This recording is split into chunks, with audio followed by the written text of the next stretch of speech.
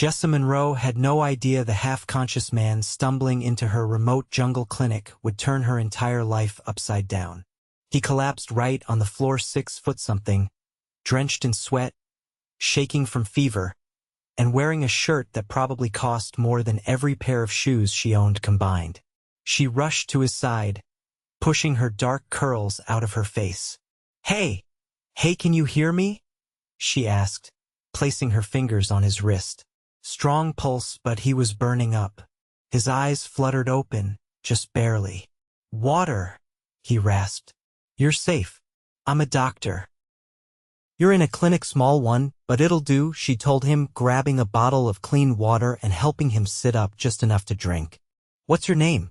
He groaned and leaned back, barely able to keep his eyes open. Nico Langston." She blinked. The name didn't ring any bells, but the watch on his wrist definitely whispered money. Still, out here in the Amazon basin, surrounded by trees and silence and not much else, status didn't matter. Only survival. For the next 3 days, Jessa barely left his side. She treated his fever, monitored his vitals, changed his sweat-soaked shirts, and made him drink electrolyte solution between sleep cycles. He was delirious most of the time, mumbling about meetings and deadlines and someone named Gerald who better not touch his jet. "Jet," she muttered once, raising an eyebrow. "You're not exactly in first class anymore, buddy." By the 4th day, he was awake, alert, and sitting up in her rickety cot like a man who just realized he was very far from home. He looked around at the wooden walls, the open windows covered with mosquito netting, and the stack of medical books beside her solar-powered fridge. "This isn't a resort," he said hoarsely. Jessa laughed. "You're lucky it's not a morgue. You had a fever of 104. I'm Jessa Monroe. I run this clinic." He nodded slowly, taking her in for the first time. She was barefoot, in scrubs that had seen better days, and her cheeks were smudged with dirt. But her eyes were sharp and kind. "You saved my life. I patched you up. Your body did the rest." "No. You saved me." He looked at her like he meant it. Like he was seeing something more than a jungle doctor. "I was hiking with a guide. Got separated. Got sick fast. I didn't even think I'd make it to shelter. You barely did." She folded her arms, watching him. "Nico Langston, you look like someone used to 5-star everything. What were you doing out here?" He hesitated, then gave a faint smile. "Trying to disappear for a while. Guess the jungle took that literally." She narrowed her eyes.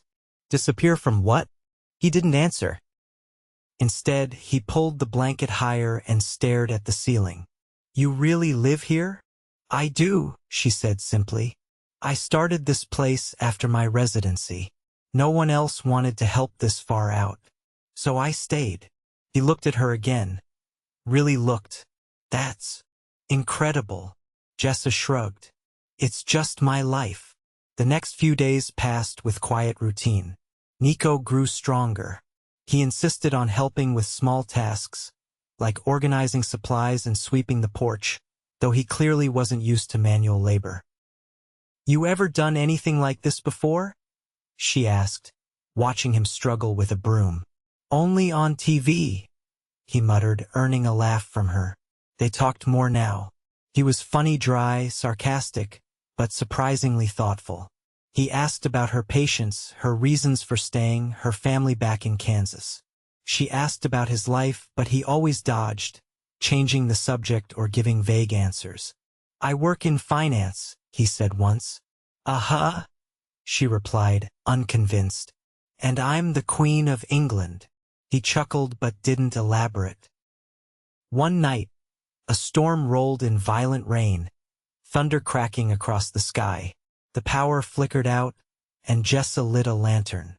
She found Nico sitting on the porch, watching the rain, barefoot and shirtless. The fever completely gone, but something else brewing in his eyes. "Want some tea?" she offered. He turned to her, eyes intense. "No. I want to know why you're out here, alone." She leaned against the doorframe. "I already told you. I wanted to help people." "That's not the whole story," he said softly. She hesitated. Then, "My fiancé died in a car crash. A drunk driver. I couldn't stay in the city. Too many memories. So I left. He stood slowly, walked over to her. You didn't just leave. You created something. You built this. That's strength, Jessa. Her throat tightened. Most days, it just feels like surviving.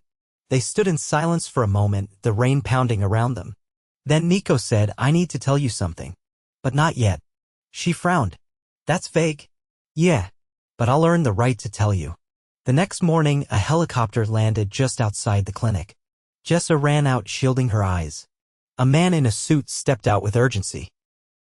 Mr. Langston, thank God. We've been searching for you for days. Jessa turned slowly. Mr. Langston? Nico looked sheepish. Okay. So, I might have left out a few things. The man continued. The board's in chaos. Your assistant is about to have a breakdown. And the media stopped, Nico said sharply. Go back to the chopper. I'll be there in a minute. The man retreated. Jessa stared at Nico. Board? As in? He sighed. I'm the CEO of Langston Holdings. We're a private equity firm. I'm a billionaire. She blinked, stunned. You're joking. I'm not. I needed to get away. I didn't plan on getting sick. Or meeting you. Jessa stepped back. So this was all. What? A billionaire's vacation? No, he said quickly. This was real. You're the most real thing I've had in years. She crossed her arms. You lied to me. I didn't lie. I just didn't tell you everything. That's the same thing. Jessa, I didn't want you to see me as some rich guy. I wanted you to see me. And you did. For the first time in my life, someone saw me without the money, without the name. She looked at him, heart pounding. And what now? I'm going back, he said, voice tight. But I'll be back for you. I swear. Nico, don't say anything. Just wait for me. And then he kissed her. It was fast, desperate, full of everything he couldn't say yet. When he pulled away, she was breathless. I'm coming back, he said again. She didn't believe him. Not yet. Jessa dropped the needle into the stainless steel tray with more force than necessary, the sharp clang echoing through the clinic's modest treatment room. It had been 5 weeks. 5 weeks since Nico Langston disappeared into the sky with a promise she hadn't asked for and a kiss she hadn't been able to forget. She hadn't heard from him. Not through a message, a letter, a helicopter, nothing. And the worst part? She hated how often she found herself looking at the edge of the tree line, listening for the rhythmic thrum of rotor blades, hoping. She'd buried herself in her work. A new case of dengue had swept through a nearby village. Supplies had to be rationed. A generator failed. She'd stitched a machete wound with a flashlight in her mouth and 3 locals holding down a convulsing teenager. She didn't have time for pining. Except at night. You look like you haven't slept in days, Javier said, wiping his hands on his pants as he stepped into the room. He was her part-time translator and full-time truth-teller. Jessa didn't look up from the logbook. That's because I haven't. He leaned against the doorframe. Did he die?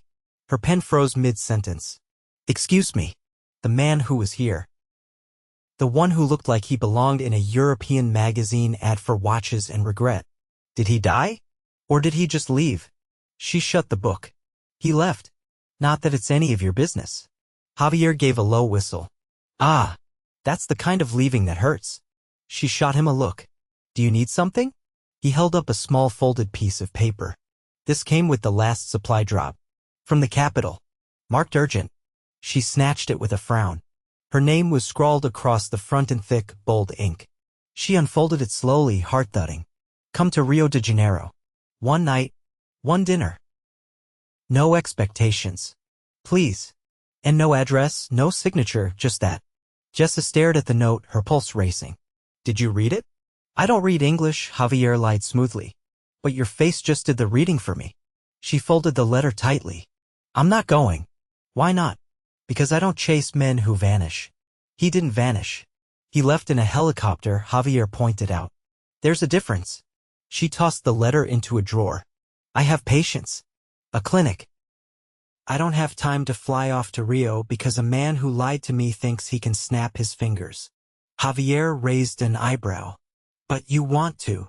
That night, sleep came in broken waves. By morning, she'd made up her mind. 2 days later, She stepped off a small charter flight into the pulsing warmth of Rio. The city was chaos and color and music, and Jessa felt like she'd been dropped into another planet. The air tasted different. The people moved fast. The noise didn't stop. A driver met her at the airport, holding a discreet sign. No flashy cars. No photographers. Just a polished black sedan and a man who said, "Dr. Monroe, Mr. Langston is expecting you." She said nothing during the drive. Her heart was too busy hammering against her ribs. They pulled up to a building that made her blink twice. It wasn't a hotel. It was an estate tucked discreetly into the hills, with manicured gardens and a view that looked like it belonged in a movie. The door opened before she could knock. Nico stood there in a light gray suit with no tie, his hair longer, his face thinner, but his eyes unmistakable. "You came," he said quietly. Jessa crossed her arms. "You sent a note. With no details. It was either show up or go mad." He stepped aside, motioning for her to enter. The interior was a study in restrained opulence, art that wasn't just expensive but meaningful, furniture that whispered money rather than screamed it. But none of it mattered. She turned to face him. "Why now?" "Because I had to prove it wasn't just words. That I didn't forget you. That I meant what I said before I left." "You didn't mean for 5 weeks," she snapped. "I had to fix things," he said, voice tightening. "My company nearly imploded. My absence triggered a storm I had to put out before I could come back. 5 weeks, Nico. I didn't want to drag you into chaos. I wanted to come to you with something real." Jessa folded her arms again. "And what is this? A romantic dinner in a billionaire's hideout?" He stepped closer. "This is a beginning. If you'll let it be." She laughed once, bitter. "You can't just summon someone from another country because you feel something." He didn't flinch. "I didn't summon you. I invited you. And you came." She hated that he was right. He led her to a terrace overlooking the bay. A linen-draped table waited, flanked by candles, and soft music played from hidden speakers. She sat stiffly. He poured them both wine, though she barely touched hers. "You built a life out there," he said. "You didn't just survive, you made something that matters." I kept thinking about that. About you. About how nothing I've ever created feels as necessary as what you do every day. Her throat tightened. "I've spent years making money," he continued. "But it never meant anything. Not really. Not until I lost control. Not until I met you." She shook her head slowly. "You still lied." "I did," he admitted. "Because I didn't want the first real connection I've had in years to be tainted by who I am. I wanted you to see the man, not the bank account." "I saw a man who vanished," she said flatly. "I came back," he said. "And I'll keep coming back. As many times as it takes." She was quiet, watching the city lights flicker across the water, unsure of what to say. Then he reached into his coat pocket and pulled out a small velvet box. Jessa's breath caught. "This isn't what you think," Nico said quickly. "I'm not proposing. Not yet. But I want you to have this." He opened it to reveal a delicate silver compass pendant. "I've had it for years. Used to keep it in my hiking pack. It always pointed me home, even when I didn't know where that was. Now it points to you." She stared at the pendant, unable to speak. "I'm not asking you to give up your life," he said gently. "I'm asking you to let me be part of it. However you'll have me." She looked up at him, heart pounding in her chest. "I don't know if I can trust you yet," she whispered. "Then let me earn it," he replied. "Every day. For as long as it takes." For the first time in weeks, the ache in her chest eased. "I'm not making this easy," she said.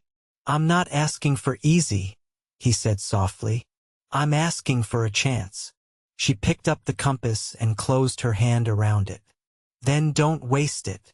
The moment Jessa stepped back into the jungle, everything looked different. Not because the trees had changed or the river had shifted course, but because she had. The compass pendant around her neck rested just beneath her collarbone, cool against her skin, and heavier than it looked. He hadn't tried to lure her away with promises.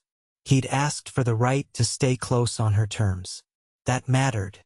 What mattered more was that she wasn't sure what frightened her more. The way Nico Langston had looked at her, like she was the answer to a question he didn't know he'd been asking, or the quiet, terrifying truth that she wanted to believe him. Weeks passed. He didn't disappear again. Instead, his presence arrived in small, deliberate ways. A new solar-powered vaccine fridge was delivered because, as the note from the supplier stated, someone named NL purchased it in full. A shipment of state-of-the-art diagnostic tools arrived next, with no fanfare but her name typed cleanly on every form. She knew better than to pretend it was coincidence. And then came the satellite tablet.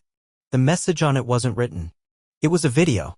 He was seated in some glass-walled office, tie askew, hair much like he'd run his hands through it a dozen times. He looked tired, but not hollow. "I'm not sending this to impress you," his voice said quietly. "I know you don't need saving. You've already built a world. I want to fit into it, not take it apart. Let me know when you're ready for me to come back." Jessa didn't reply. Not yet. But every evening, she found herself watching the video again, as if trying to memorize the curve of his voice.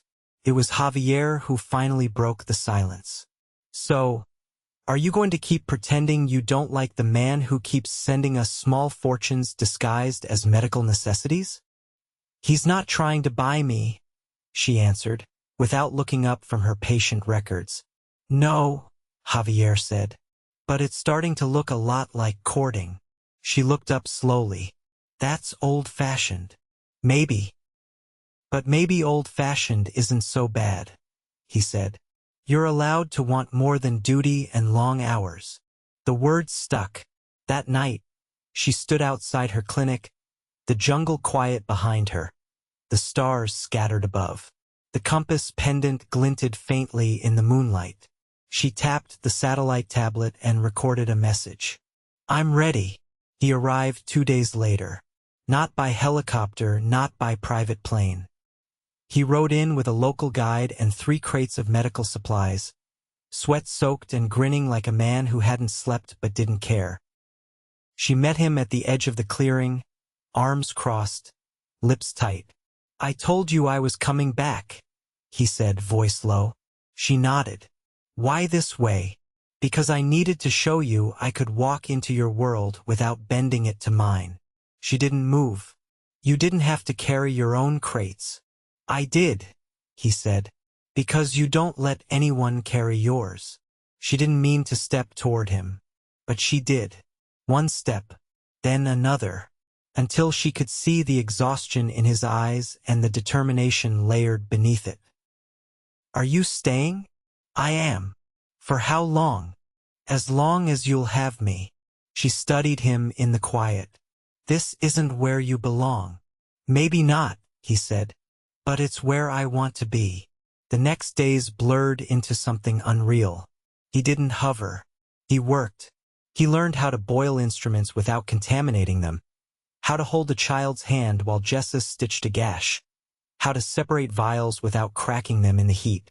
He asked questions but never assumed. And when they crossed paths in tight corridors or shared silence over morning coffee, something electric passed between them, unspoken, charged. After a long day treating a wave of infections from the river, they sat on the porch, both bone-tired. "You could be on a yacht right now," she said, sipping tea from a chipped mug. He leaned back in the chair next to hers, barefoot, his shirt damp with sweat and streaked with dirt.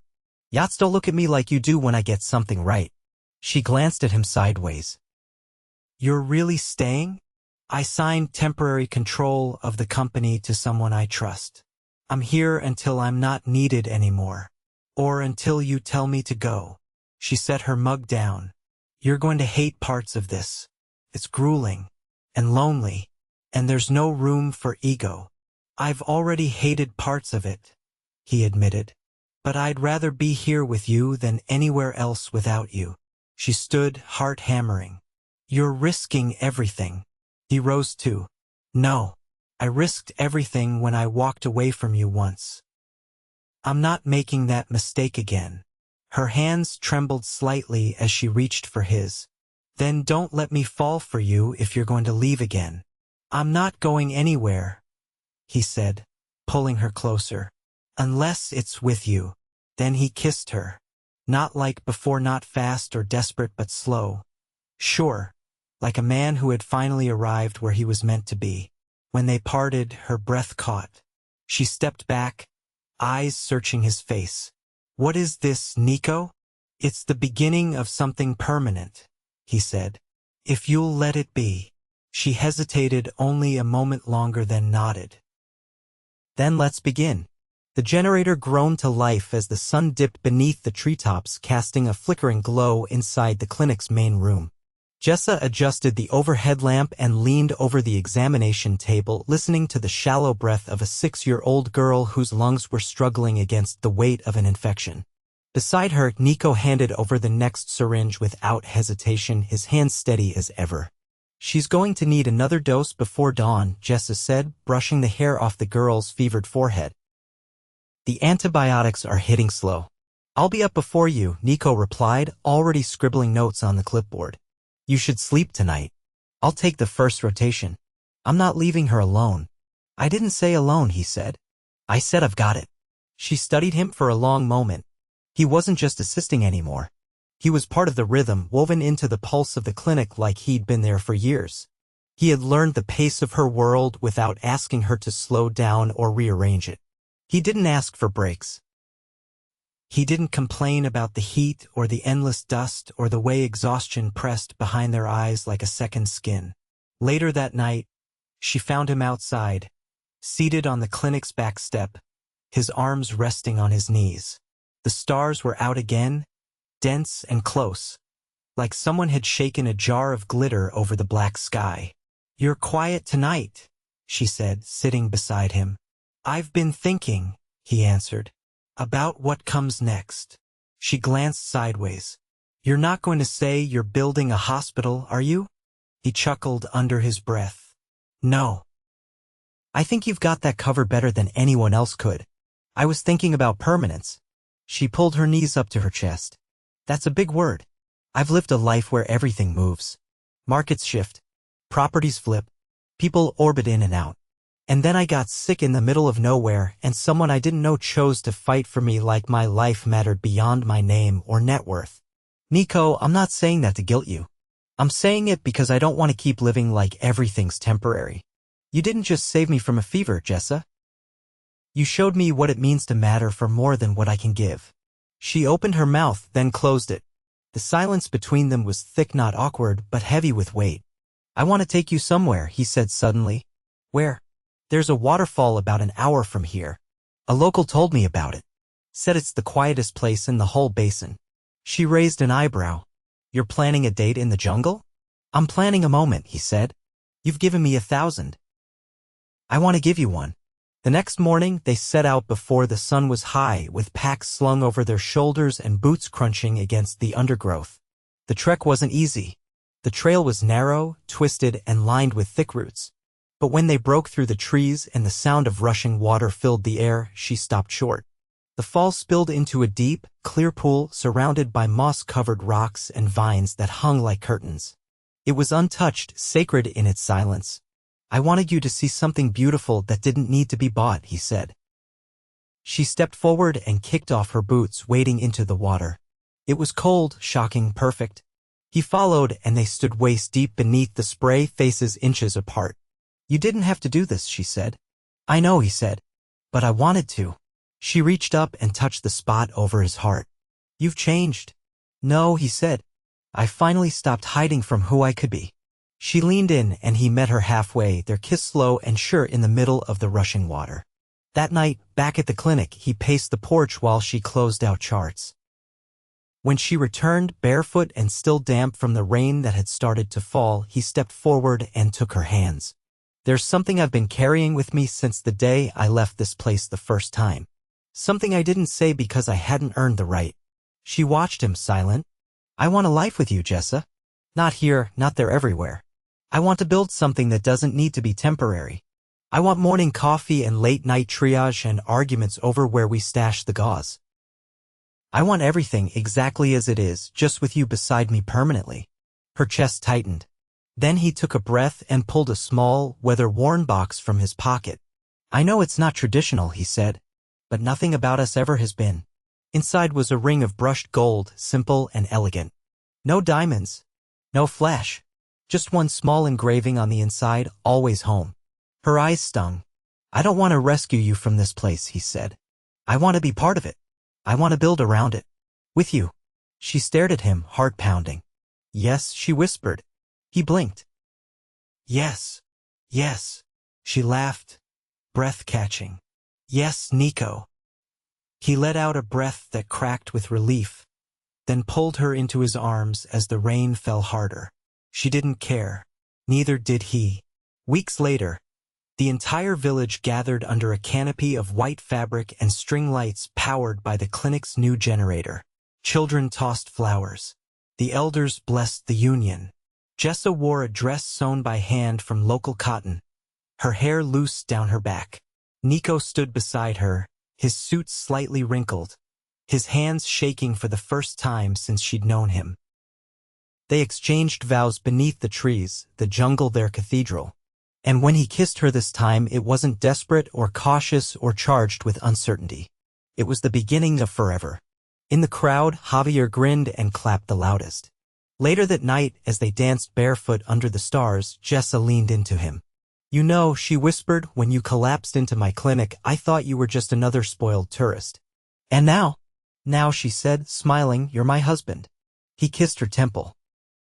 "And you're my home." The first real challenge of married life came not in the form of conflict between them, but in the form of a storm, one that swept through the jungle with a fury no satellite had predicted. It struck in the dead of night, ripping through the trees and tearing the roof from the storage unit behind the clinic. Rain poured in torrents, drowning paths and muddling supply lines. For 3 days, no one came in or out.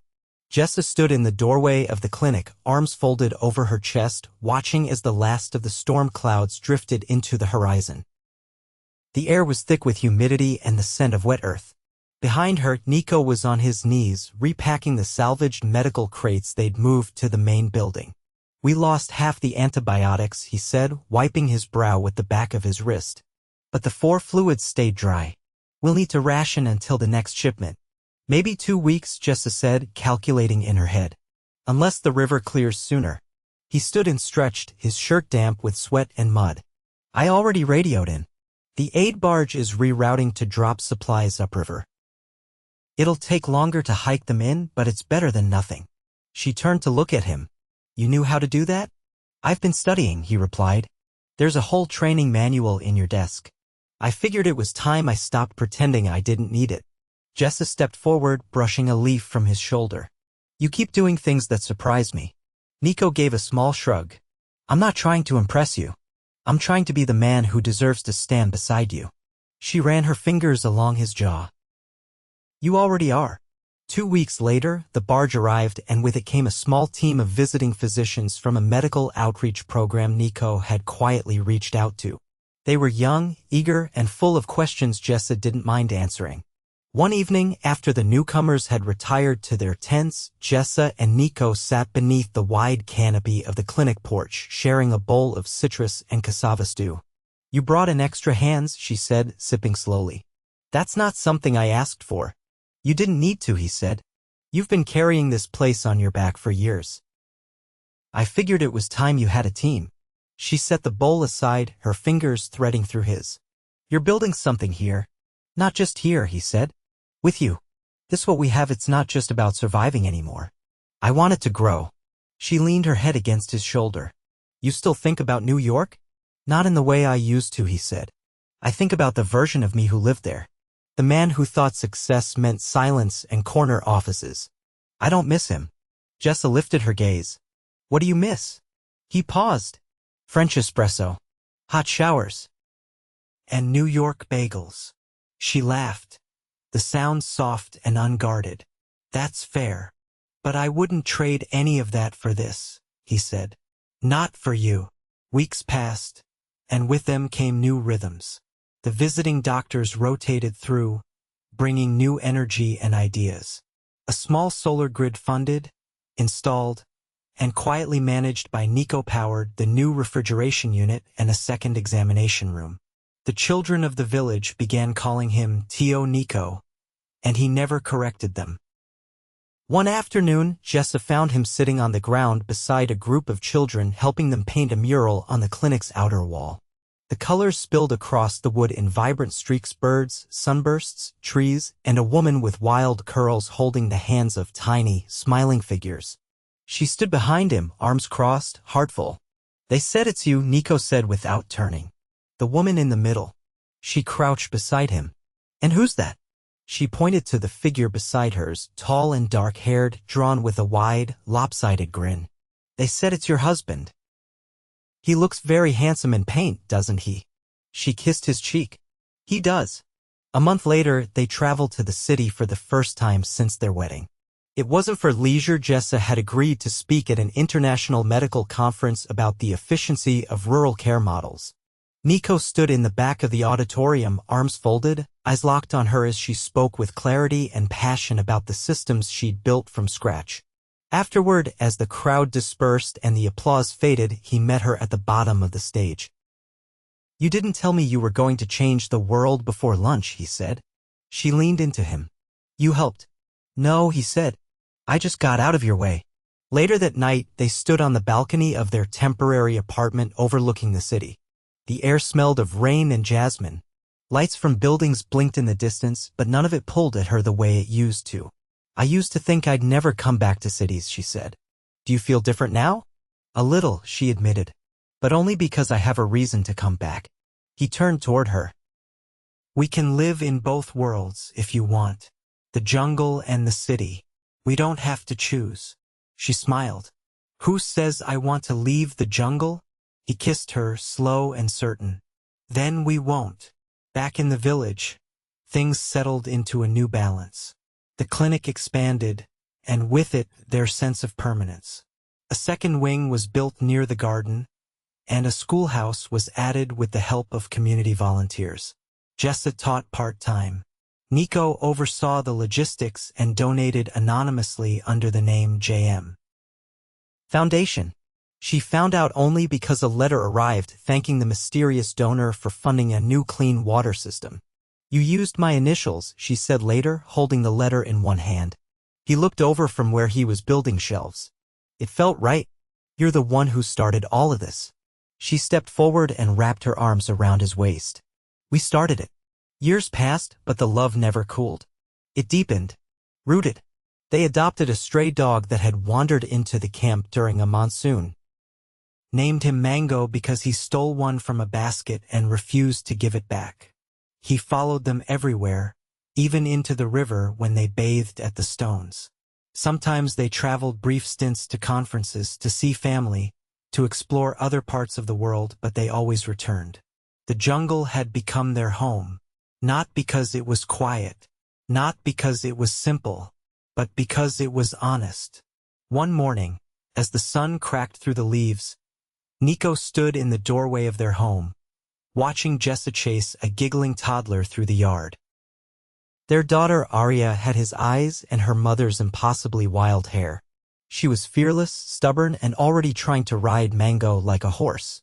Jessa caught her, lifted her high into the air, and spun her in a circle. Laughter echoed through the trees.